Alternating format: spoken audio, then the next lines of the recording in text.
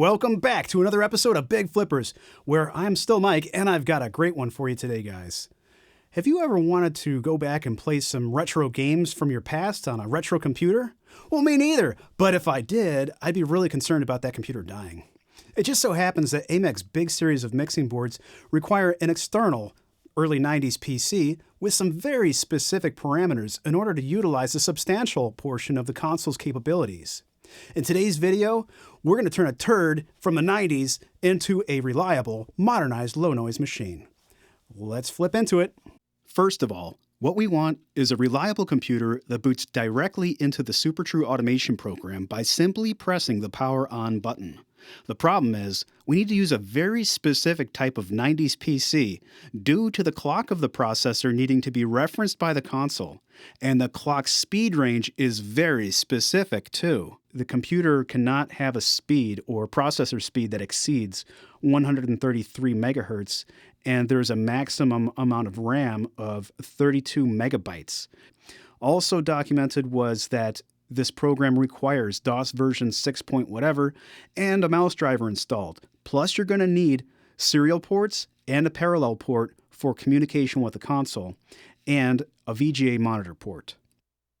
The first thing we need to do is find an early 90s PC that's in working condition that we can convert into something better, basically. So I went on eBay and I found this really ugly and beat up Ford branded PC, which actually meets all of the requirements. It looks pretty bad, but it was listed as functional. I got it for just $90 after shipping. Can you believe that? Anyway, what we have to do at this point is get a solid state drive in there along with a floppy emulator and rebuild the power supply with a low noise fan and recap it, replace the coin battery. These are all things that are necessary to make this computer last a really long time. Otherwise, it's just a really worthless endeavor. So I'll go on Amazon and pick up one of those GoTech floppy emulators, and I'm going to buy the smallest USB stick I possibly can to have as our floppy emulation. And then I need to get a few adapters to hook up a compact flash as a hard drive in this computer. There's a bunch of little things that need to happen, so we're going to take it one step at a time. And the first step is getting a compact flash drive installed into this computer as a hard drive. I have the original floppy drive plugged in. I have the compact flash to IDE adapter plugged in instead of a hard drive. I have a 1 gigabyte industrial compact flash that I bought off of eBay. It's just a few dollars. You want to make sure that it's 2 gigabytes or smaller. Anything bigger than that is going to require you to partition it on a modern computer so that it looks like it's a smaller drive for MS-DOS. These old computers, they have a 2 gigabyte limit with how big the hard drive can be. All right, so I have a blank drive in there right now, and there's no operating system installed.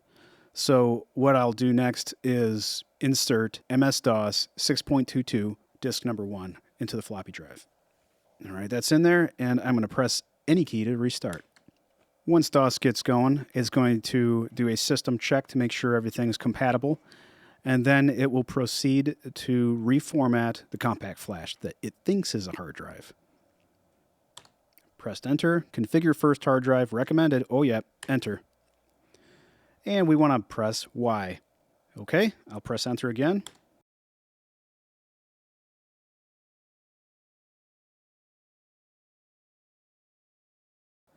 All right, the settings are correct. I'm going to press enter. DOS, yeah, that's what I want it to be. Enter.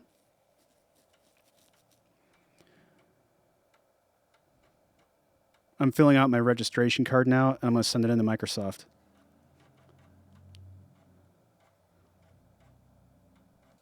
Remove all disks from the floppy disk drive, and then press enter.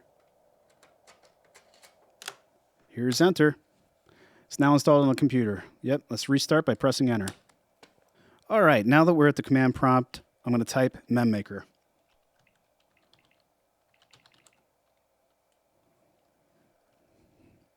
I'm going to press continue. And I find the express setup usually is the best setup. This is a thing we want to take note of. We definitely do not want to use expanded memory with SuperTrue. Pressing enter. It's going to restart. And pressing enter. So you can see this is a 25 megahertz processor, and it works just fine with this Super True system. It is a little slow, though. The computer is just restarted with its memory configuration. Yep, okay. Does appear to be working properly. Going to press enter to exit. And now we need to install our mouse driver. I have my disk in there for the mouse driver, and now we need to tell the computer to look at the A drive. So to do this, you got to change the directory. There we go. That's what you had to do. Now that I've got the A drive selected, I'm going to need to know how to install whatever it is that I'm installing here. The easy way to do this is to look at the directory that's on the drive by typing dir. That's a whole bunch of stuff. And I see install.exe. That's what we're looking for. So I'm going to type install.exe.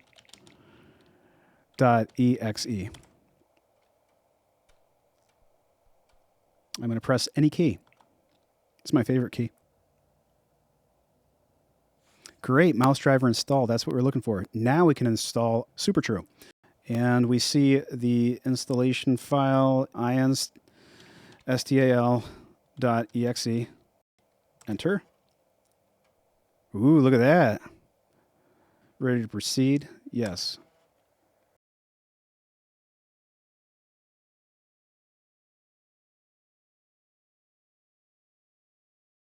It's going to restart. We are at the command prompt right now, and I'm going to load Super True. That's going to be cd c / Super True. And now we're going to type Super True again. And that will load Super True. That's a whole bunch of steps. Obviously, we don't want a whole bunch of steps. We want to just turn the computer on and it automatically goes into Super True. But now that it's loading, we can check to confirm that all the faders are actually working and that we have communication with this vintage computer and the desk. We'll have to create a calibration file. That's something we can do next. Then once we do that, we won't see that again. Yep, there we have a bunch of faders.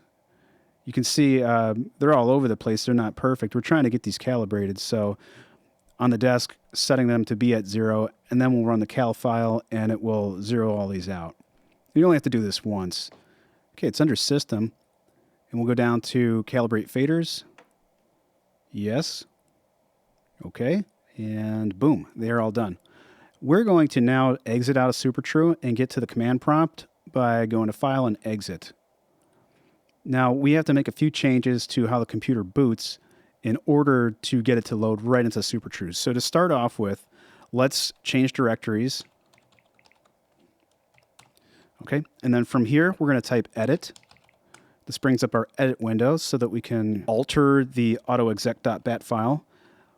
What we want to do is create a little statement, which is going to be saved as s.bat. And it's going to say C, CD, / CD space Super True, enter. We want to go to the next line. And then I'm going to try Super True. Okay, we should be good now. I'm going to save that. Exit. And then S, boom. Okay, that loads us right into Super True. Obviously, hitting just S is a lot easier than typing all that stuff. But that's still more than what we want to do. We want to just turn the computer on and it goes right into Super True. So now that we have this, we can exit out of Super True again after it loads and go back to that edit field where we can alter the autoexec.bat file. So we're going to exit out of Super True. Yep. CD, C, and now edit. I'm going to hit escape and we want to open the autoexec.bat and add a few things on. Right here, we want to have a semicolon, C / Super True. And then after the mouse, I want to add one more command, which is S, which is what we just created. Now it will run through the autoexec.bat, and when it gets to the end, it will press S, which then triggers s.bat to automatically load Super True. Let's save this and exit out. And now we're going to restart the computer. Okay, I just turned the computer on. Our console is connected with the automation cable to the PC, and it's powered on.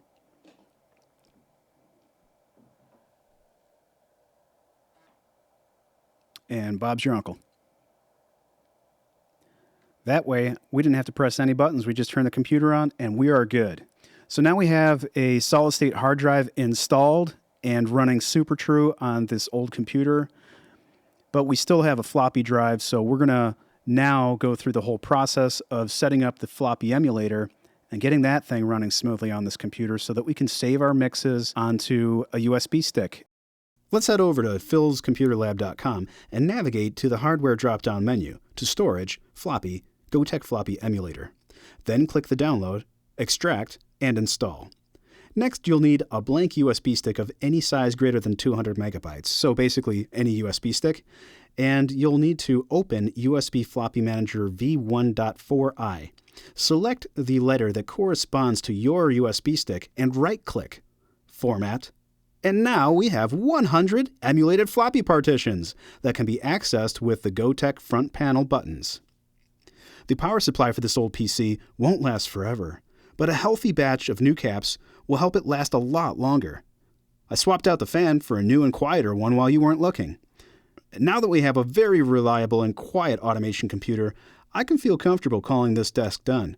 Good thing too, because it just sold to Adam Horwitz of New Jersey. He's on his way over right now to pick it up and to get a crash course on my Big 44.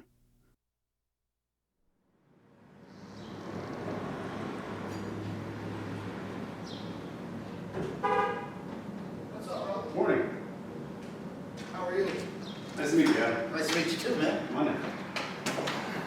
Hope you don't mind you're caught on camera. What's up, YouTube? Now's the time to give this video a thumbs up if you found it interesting, and don't forget to buy.